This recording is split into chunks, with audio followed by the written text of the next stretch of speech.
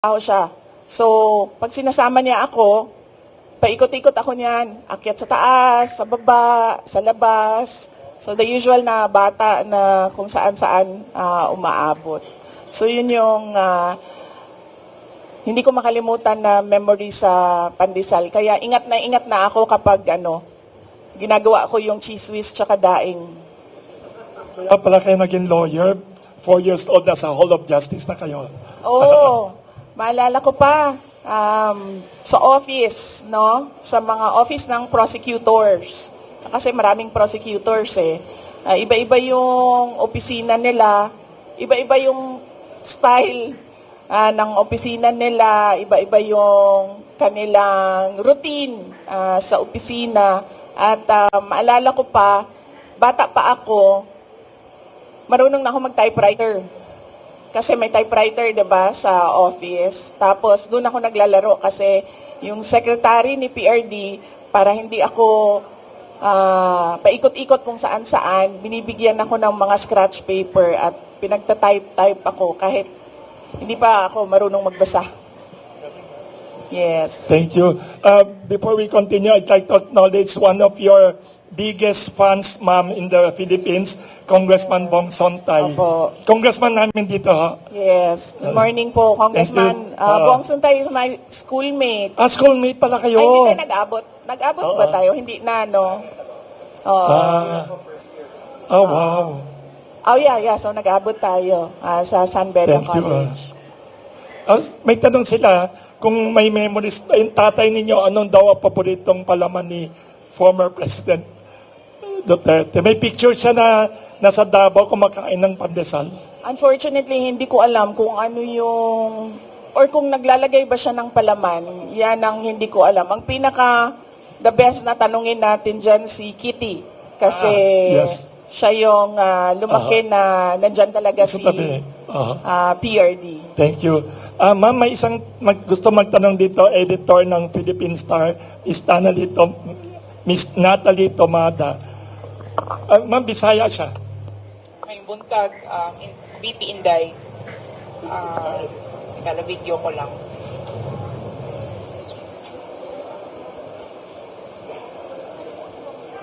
So, ingon ni Sir Wilson, light lang daw akong pautan. Siyempre, ang init ng politika as hot as the pandesal of Sir Wilson. Pero, how do you distress ba? Stress. How do you cope with stress? Unang-una, tulog. No? Hinahabaan ko yung tulog ko. Tapos, meron na akong sinusubukan ngayon. Sinusubukan pa lang. Hindi pa siya routine na dapat 8 hours yung tulog. Dapat by 11 p.m. tulog na ako. And then, 8 a.m. dapat gising na ako. So, sinusubukan ko pa lang. Hindi pa siya perfect na routine. Tapos, pangalawa, marami naman nakakaalam na nag-hike ako. Nag-hike ako ng mga bundok. Pero lately, hindi pa ako nakabalik sa hiking. At ang pangatlo is usually kasama lang yung pamilya. Napakasimple na magkasama kami, tapos nagluluto kami ng sangyupsal, yung mga ganon. Mahilig yung mga anak ko yung luto kain. So kung kunwari may griller, tapos hotdog, tapos kakainin ka agad. So yung mga ganon na mga bagay. You were spotted, di ba, parang watching a musical with your daughter. Isa din ba yun sa mga parang ways to distress mo? Yes, ma'am. Opo. Yung anak ko, nakuha niya sa akin yung love for plays and musicals. So, bata pa lang siya, tinuruan ko na siya i-appreciate yung mga ganon. The earliest na napanood namin is Beauty and the Beast sa CCP. Tama ba, no? CCP yung nasa Rojas Boulevard, no? Oo. Sa CCP, doon kami. Beauty and the Beast yon, maliit pa siya na bata. And then sunod-sunod na yon, hanggang siya na mismo, nagustuhan na niya, siya na yung nagsasabi sa akin kasi ang alam ko lang naman ng mga musicals and plays yung mga luma, yung mga noong panahon ko pa. Pero merong mga bago ngayon na siya na yung nagsasabi sa akin na kung pwede manood kami, maganda ito. At nagre-rating siya. Tapos tinatanong ko siya, bakit mas maganda ito kaysa itong napanood natin. Yun yung isa sa mga activities na ginagawa namin ng anak ko, si Shark. Iba-iba kasi yung interest nila, magkakapatid. So, ang ginagawa ko as a mother, sinusubukan ko na kung ano yung interest nila, doon ako sasama. So, yung pangalawa, mahilig sa sports. So, nandun ako, nagiging cheerleader ako kapag meron siyang mga laro. And then yung pangatlo, mahilig magluto o mag-baking. So nagluluto yun ng banana bread. Pangalan niya? Si Stonefish. Nagluluto ng banana bread. Tapos, nagluluto din yun ng ulam niya. So yun yung sinusubukan ko gawin as a mother. Kung ano yung interest ng anak ko, doon ako sumasama. Hindi ko sila dinadala sa kung ano yung gusto ko. Thank you, VP Inday. Thank you, Ms. Natalie Tomada. Ay, Mr. Nye, yes. From Xinhua News Agency. May mga foreign media and Philippine media here. Thank you. Thank you.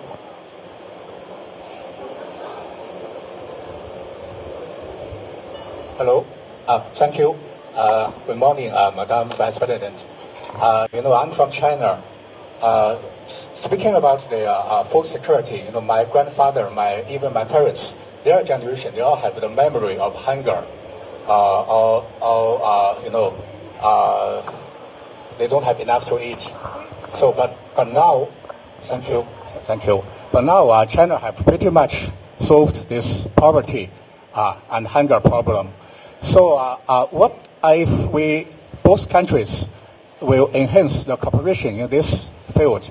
I think for sure China will provide a lot of help and experience, also lessons. So what do you think the future perspective for the cooperation between the Philippines and China in the poverty reduction and to solve the food security problem? What is the future?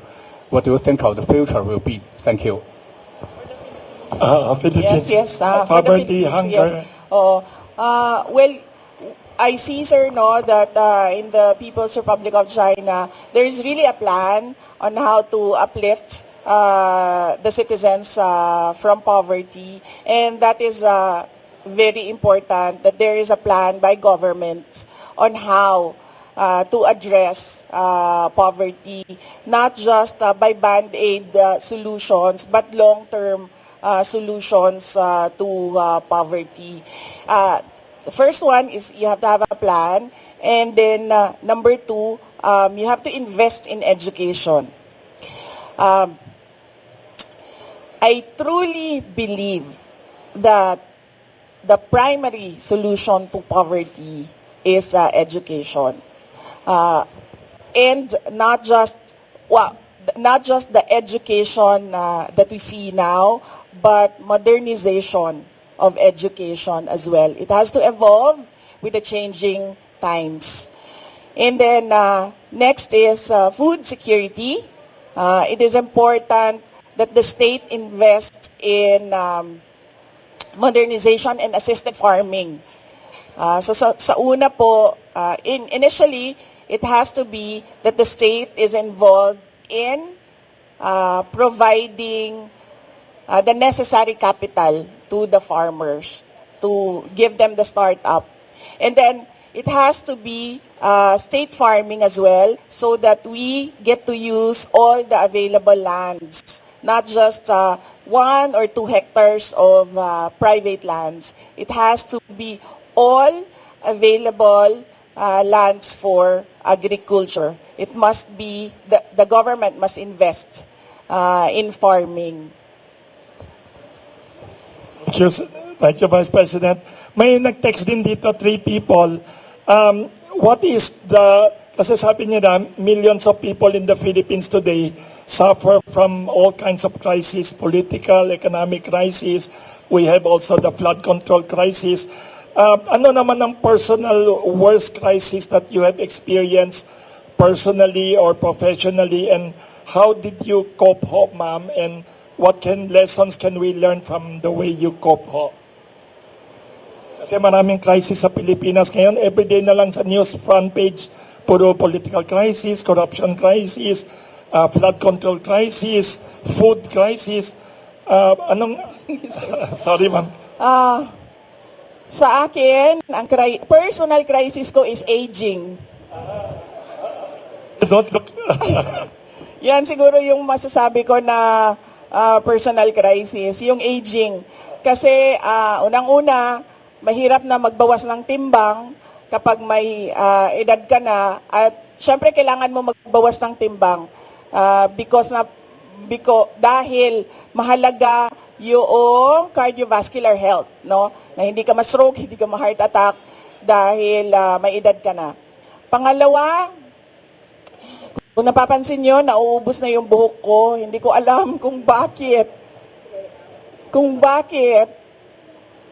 Everyday na maligo ako, sinasabi ko sa inyo, siguro mga sobra 50 ang nahuhulog na buhok sa ulo ko. Tapos alam ko yon kasi 'di ba, nag-shampoo tayo, Tapos pag ganun mo, sasama lahat 'yon, 'di ba? Tapos nilalagay ko sa tiles 'yon sa wall. Ganyan, dinidikit ko siya. Tapos pagkatapos ko maligo, nililinis ko siya, tapos tinitingnan ko. Na-stress ka na nga, kaya nahulog ang buhok mo. Na-stress ka pa kasi nahuhulog yung. So yan yung crisis natin, sir. Aging po ang crisis. Tapos, syempre kapag may edad ka na, mabagal ka na gumalaw. Napansin ko yon. Medyo hindi na siya abtik. Hindi na abtik ba? Snappy yung galaw. Napansin ko din yon kasi nagmumotor ako. Tapos, yung reflexes ko ba, mabagal na siya.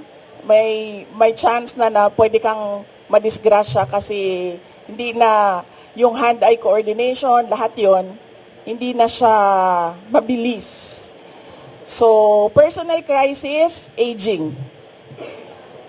Kung merong fountain of youth, hinahanap yon ng mga nagkakaedad.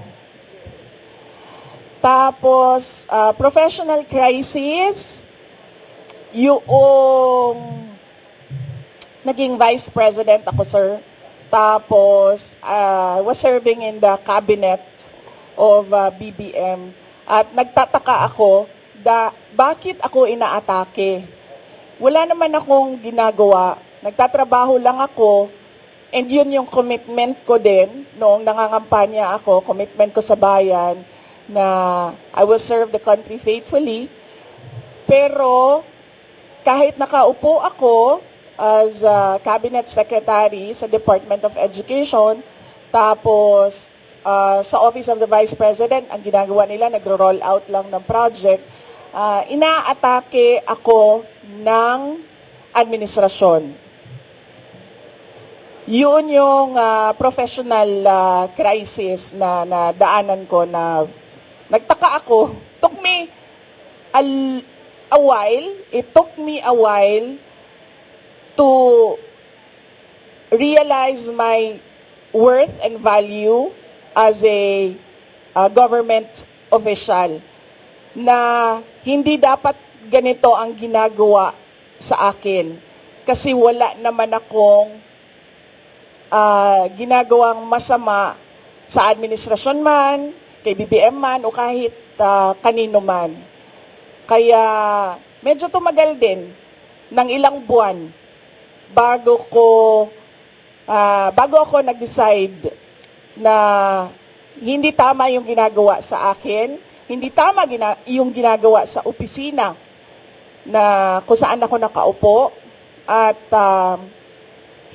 I will not endure yung ganon. At hindi din ako parang hihingi ng some sort of peace na parang wag ninyong gawin sa akin ito. Ang desisyon ko was, aalis ako, ituloy niyo lang kung ano yung gusto niyong gawin. Very, very unique ang sinabi nyo. Ha? Very inspiring. We should take care of our aging process. Ang galing, saka professional, magandang advice sa yun mga sinabi nyo, ma'am. But you don't look like a person who's aging. Kasi, Sir, siguro ang vitamins ko, yes, ang maintenance ko isa lang. Yes, Ang vitamins ko 1,000. wow. So take vitamins, ha? Don't forget. Vitamins ko 1 piraso lang. Ay ang maintenance ko 1 piraso lang. Ang vitamins ko 1,000 yan. Kung ano nang iniinom ko para mapigilan lang yung aging. Thank you very much, ma'am. May tanong. Ayan, si Mr. One of the earliest. Yes. Pakibigay naman kay Mr. Ian ng GMA 7, one of the earliest to come here.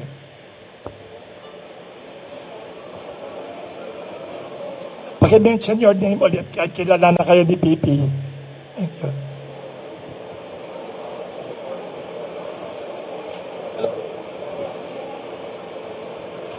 Microphone, Teresa.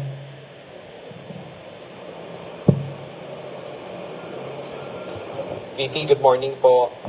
Ma'am, kunin lang po namin yung reaction nyo dun sa sinabi po ni President Bongbong Marcos na hindi daw po aabot yung mga aligasyon ng korupsyon sa katanggapan po nila sa Office of the President kaugnay dun sa mga flood control projects po. Sasagutin yan ni Attorney Trixie. I would like to acknowledge the presence of Attorney Trixie.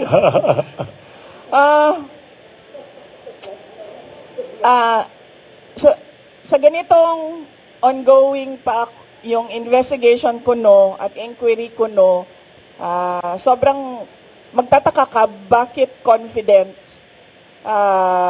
yung Pangulo na hindi aabot sa Office of the President yung iskandalo at yung korupsyon.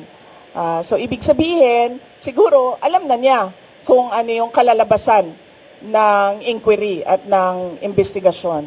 Kasi wala namang iba sigurong explanation kung bakit napaka-confident mo sa mga mangyayari pa.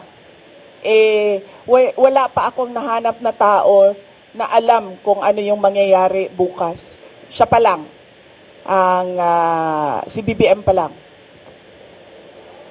Ma'am, doon naman po sa sinasabi na napaka-possible na maging state witness si former Speaker Martin Romualdez, do you think magiging effective po siyang state witness doon sa mga flood control projects po? Sound, pakilakas ulit. Laksan konti. Pakilakasan konti. Ma'am, may natanong na rin po sa Malacanang kung patungkol doon sa pagiging state witness daw. State witness ni former Speaker. Former Speaker Martin Romualdez. Do you think magiging effective siyang state witness doon po sa flood control project po? Okay. Hindi ako mag-comment diyan kasi hindi ko alam kung totoo ba talagang sinabi ng ICI yan at desisyon talaga ng body yan na siya ay maging state witness. Mamaya na lang tayo magkomento kapag nandyan na yung kaso at nakikita na natin na totoo talagang state witness siya.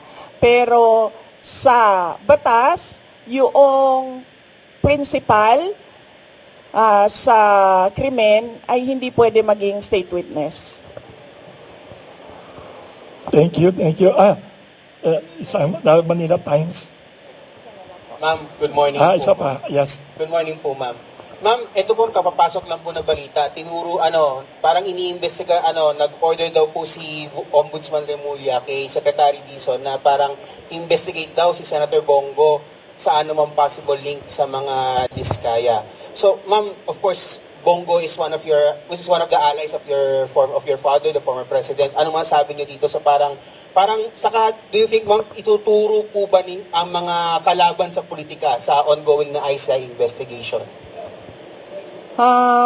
Hindi ko alam kung ano yung malamang nakakaalam niyan si BBM kasi ngayon nga confident na siya na hindi siya kasali sa mga hindi kasali hindi aabot. Tama ba? Ang sinabi, hindi aabot sa Office of the President ang corruption. So, siya lang makakasagot niyan kung ano ang mangyayari. Ano yung tanong mo? Yeah, of course, baka ituro lahat ng mga kalaban sa politika sa ongoing na investigation ng ICI. Do you think po mangyayari po ba na baka mapunta rin sa inyo yung sisi or mapunta rin sa inyo yung ituturo or whatever dun sa investigation? Aabot sa akin yung flood control project.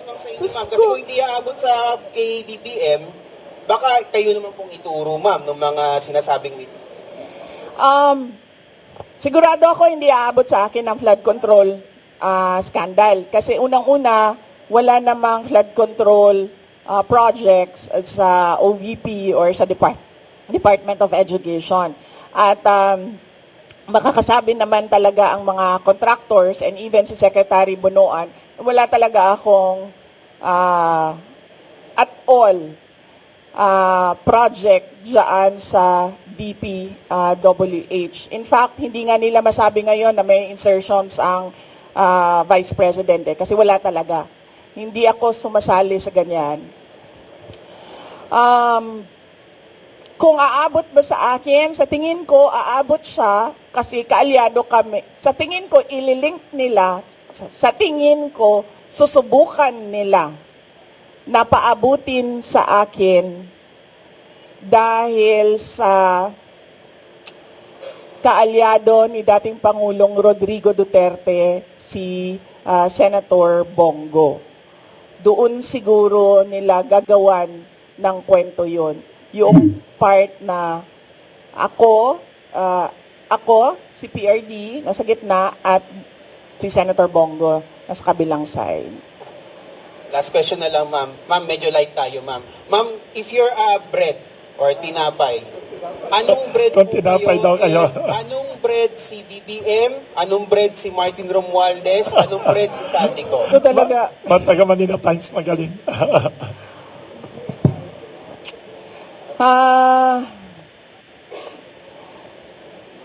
Definitely, hindi bread si Martin Romualdez at si BBM. Sino yung isa? Apat yun. Zaldico. Definitely, hindi sila tinapay. Dahil hindi makain yung ugali nila. At hindi makain yung korupsyon nila. Kung ako ay tinapay, ang hirap nito sige, ito na lang. Paborito ko ang ensaymada. Okay? Pinaglihi ako sa ensaymada. Oh. So, kung ako ay tinapay, ako ay isang ensaymada. Thank you very much. Last question. Last question. Ay, sorry, may isa dyan si Mr. Jace. Last question daw. Isa number 1 fan mo siya. Yes, nakasama. Hi ma'am, Jason po ng SMNI News. Going back po dun sa naging statement ni President Marcos, I would like to ask for your comment on this. Na sinabi niya, I am confident that whatever mud might be slung at the administration, that will be able to show that these are politically motivated and do not actually have any validation in fact. Sabi niya po, politically motivated na i-link siya sa mga issue ng korupsyon o katiwalian po. Your comment on that, ma'am? Hindi na ito politically motivated. Bakit? Hindi naman siya makakatakbo na ulit eh. Hindi na siya politiko. Presidente na siya. And that ends there. Hindi natin alam kung sa 2028 o another 20 years na naman of a BBM, of a Marcos, No. Hindi na siya hinahabol ng mga tao, ng taong bayan dahil politiko siya. Hinahabol siya ng taong bayan dahil wala siyang ginagawa bilang Pangulo. Hinahanap sa kanya yung trabaho niya bilang Pangulo. Follow-up question sa sinabi rin ni President Marcos. He said na politika lang nga ito and sabi niya, gusto nila akong Iyan ang sinasabi ko. 'Di ba? Sino ba sa ating lahat ang nagsasabi at nagpaplano ng destabilisasyon? Walang nagsasabi na oust Marcos. Ang merong mga grupo na nagsasabi resign. Yun lang ang the most na sinasabi ng mga tao. At nagtataka ako sa administrasyon, bakit nila sinasabi na destabilisasyon ang pagpapahayag ng mga tao sa galit nila? Kasi hindi yun destabilisasyon. Yun ay freedom of speech and expression. So kahit man mag-rally ang mga tao araw-araw sa EDSA, hindi destabilisasyon yan. Freedom of speech and expression yan. Pagpapahayag yan ng galit mo, paghahanap yan ng accountability, ng transparency sa administrasyon, sa gobyerno.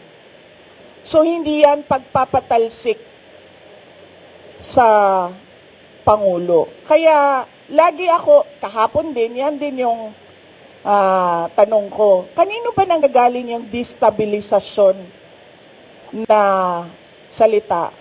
Sa administrasyon. Kasi,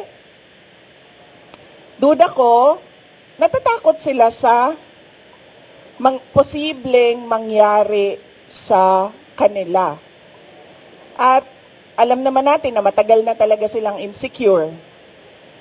Noong kampanya pa lang, madami na akong kwento ng yung panggigipit nila sa campaign team ko.